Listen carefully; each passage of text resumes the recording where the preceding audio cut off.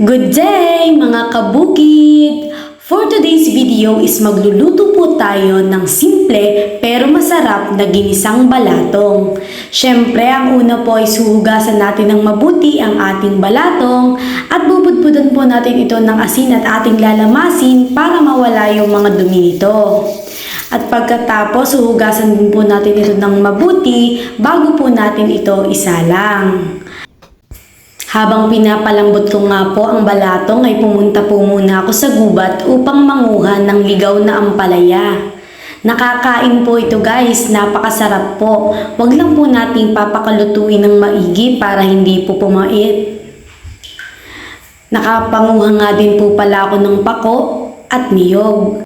Napakasarap nga po palang tumira rin sa kabukiran kasi pumunta ka lang sa gubat, makakakuha ka na ng pako, niyog, at marami pang iba.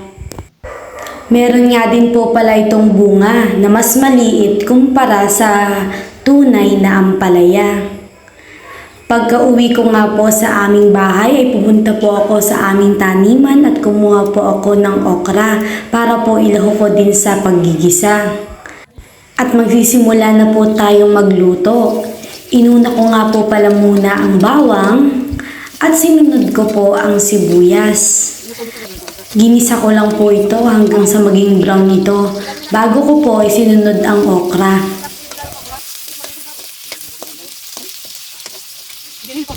Sinunod ko na rin po ang paglalagay ng ating balatong na pinalambot na.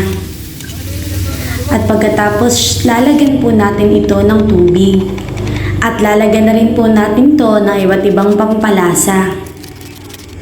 May paminta at iba't iba pang mga seasonings.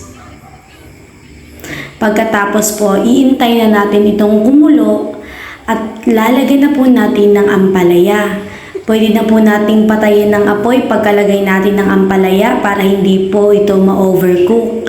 Kasi once po ito na-overcook, ay maaari po itong pumait at hindi po magustuhan ng ating panlasa.